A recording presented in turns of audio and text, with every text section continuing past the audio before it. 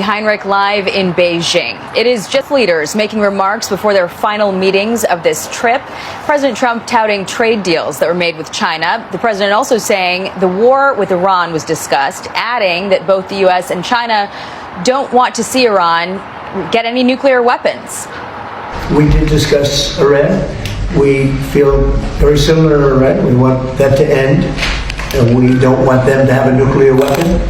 We want the straits open. We're closing it now. They closed it, then we closed it on top of them. But we want the straits open, and we want them to get it ended because it's a crazy thing. They're a little bit crazy, and that's no good. Can't have it. So obviously waiting announcements also, Jonathan, from the White House on the details of these trade agreements that were hashed out. The president said that the agreements were greater in number than the last time he met with Xi, which resulted in 36 agreements. And we know, for instance, a lot of American farmers are waiting on details about China's forthcoming purchases of soybeans. They are the biggest importer of American soybeans, and that was top of mind for a lot of folks back at home. Yeah, it's interesting. You see all those billionaires who are out there with the president, Elon Musk among them, of course. You've got Tim Cook from Apple, Jensen Huang from NVIDIA, Jackie, and those are the big sort of headline details. But I think you're very right to make the point that this is about ordinary working Americans on the farms throughout the United States who really want to see something come out of this. Obviously, we're all going to look at those headline companies, NVIDIA, Apple, Tesla, etc. But this should make, hopefully, a real difference for ordinary Americans. And President Trump is very good at making that point, making the point that he does care about the people who are not in the headlines, not the billionaires. And I assume he made that point before this trip was actually underway, Jackie. Absolutely. You know, the American soybean farmers have been sort of caught between the competing winds of this trade war over the last year or so, and they've felt that squeeze at home. But another area that we're looking to, Scott Bessent in an interview revealed that there's some sort of a Board of Trade agreement that we're looking toward where the two sides are going to pick out some $30 billion in products that they are designating as non-critical, things that they would never want to reshore domestically, to basically come up with a program where they can loosen restrictions, open markets a bit more. He used fireworks as one example. And so we might get some details soon on the areas of non-sensitive trade that can expand as a result of this meeting.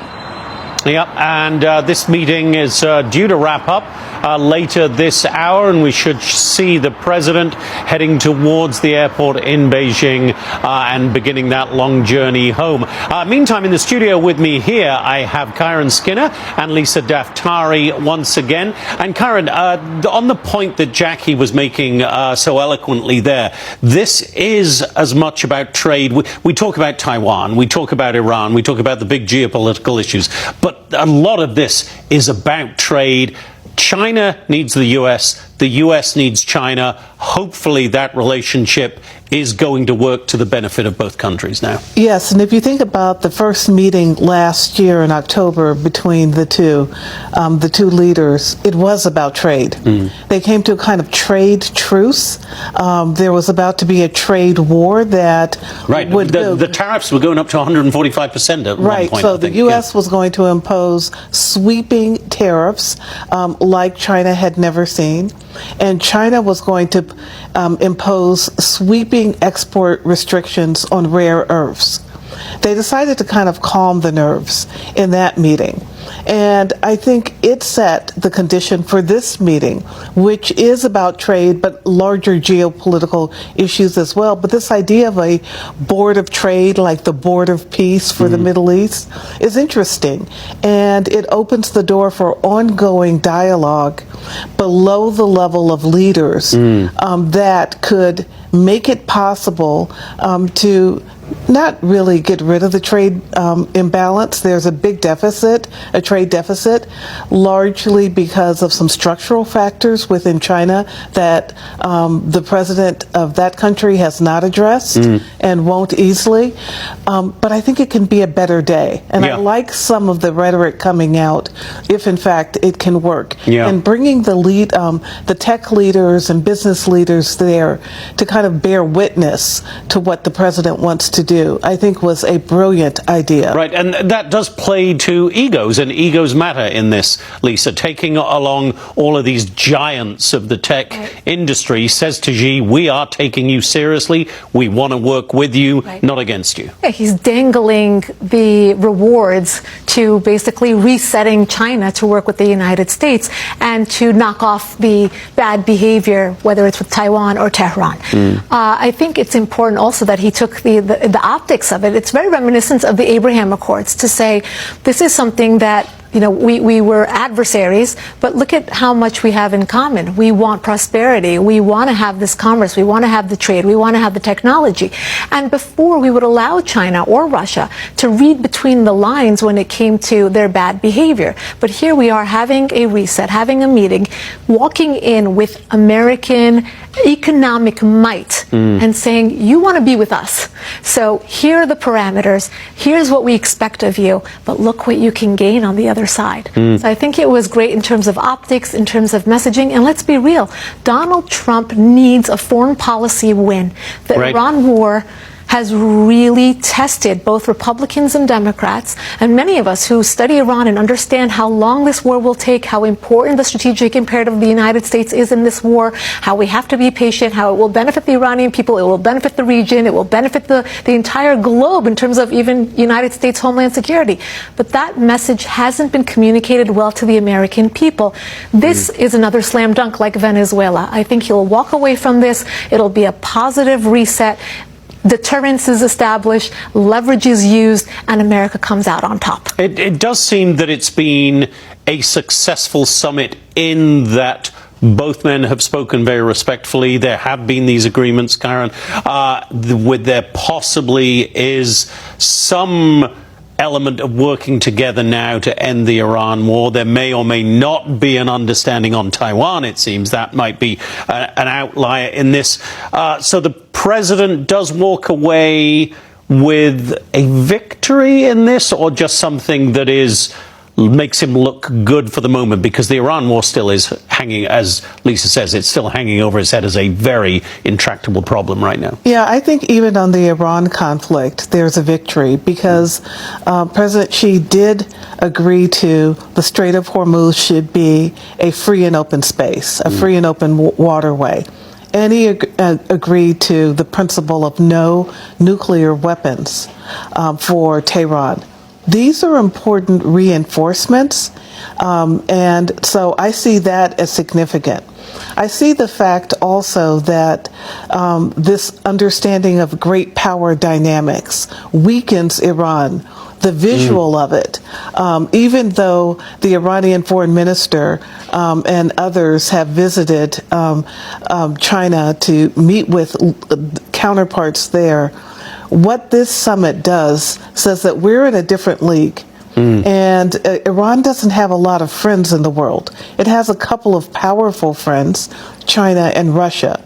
But it's alienated the Gulf, it's alienated the broader Middle East and the rest of the world. The U.S. has the capacity to have the rest of the world and the great powers in not so much in its back pocket, but in a concert. So I think this doesn't help Tehran. The visuals, the reality of this diplomacy hurt it also. And I think on Taiwan, I think there's a win there as well, because the U.S. has not abandoned the strategic ambiguity that's been in place.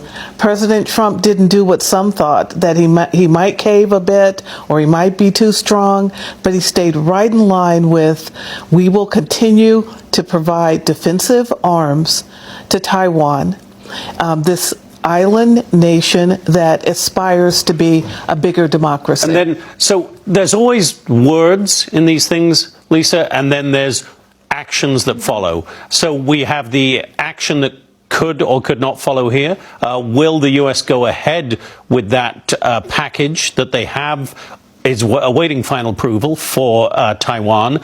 On the flip side, will China go through with doing something to tell Iran very plainly, no, you are not going to have a nuclear weapon, and yes, you do have to open the Strait of Hormuz? So there's words, but now we have to wait for actions. True. And I think what's very important is that the positioning matters so much. The posture that Donald Trump took in these meetings, he didn't have to speak about Taiwan, or he didn't have to speak about specifics when it comes to Iran, but he made it known that he will not bargain on those two. It's a non-starter, it's a non-negotiable. He will not go there. And now we're going to the ball's in their court. We're going to wait and see what will they exactly do tomorrow to stop Iran's regime from taking another step. What will they do to help the United States de-escalate and to go forward with collapsing this regime? Look, I think the foregone conclusion here is that we will go back to kinetic war with Iran's regime. And I think this was something that was basically, the whispers were out before he took this trip to Beijing, and now I think it's part of that deterrence. Yeah. We're here. This is what's going to happen, whether you like it or not. So you can get on board, or you can continue to fund a collapsing terror regime. Well, we have, to be fair, Karen, heard words from the Chinese before. We'll stop stealing intellectual property. Didn't happen. We'll crack down on fentanyl. Didn't happen for a very long time. So the actions have to wait to be seen. They do, but I also think the fact that they understand Trump's onto them has actually shifted their behavior. Because if you look at the fentanyl issue, last year the meeting really had an impact, the leaders level meeting, on their production of elements that find their way into fentanyl. So I think that Trump matters. He's so consequential in all of this, and leaders always matter. This summit has made me think back to what's coming up on the 40th anniversary of the Reykjavik summit. You might be old enough to remember that between Reagan and Gorbachev. You're a little too young, Lisa. But that was a consequential meeting. It happened in October of 1986. And there were critics on all sides because Reagan didn't get what he wanted in that meeting, which was a commitment to denuclearize the world, and what would have been the first nuclear disarmament agreement of the Cold War, 40 years in. He was really depressed after it. But the very next year, because he stood firm on Strategic Defense Initiative, known as Star Wars, we couldn't live without it now. The next year he got what he wanted, the world's first nuclear disarmament agreement. These things come in stages. Yes, that's a very good point. This is a process that's going very quickly. Right. Despite the Iran war, despite Hezbollah and the conflict in Lebanon, despite Gaza, it's blowing up all over the Middle East. Despite all of this, Trump keeps meeting with the leader of China. He keeps meeting and engaging with Putin and taking a forward stand on Ukraine. Ultimately, he'll get to what Reagan got to in December 1987. And Lisa, we get the next stage in September with another summit in D.C. this time. And between now and then, not everything has to be said. What Donald Trump does beautifully is strategic ambiguity. Every crayon is out of the box and on the table. We have the Taiwan package. We have tariffs. We have sanctions. We have so many political, diplomatic, and military tools that are on the table. The Chinese know it. Iran's regime knows it. Russia knows it. He's put all of our adversaries in a very pleasant way on notice so that we can take the next step if they do not come up with the deliverables, with the specifics to keep their promises and not continue with the rhetoric that's vague and not kept. Yep. All right. Lisa, Karen, great to have you. Your perspective is always so insightful. Glad you're going to stay with us for the rest of our coverage as we await President Trump's departure from the Zhongnanhai Garden.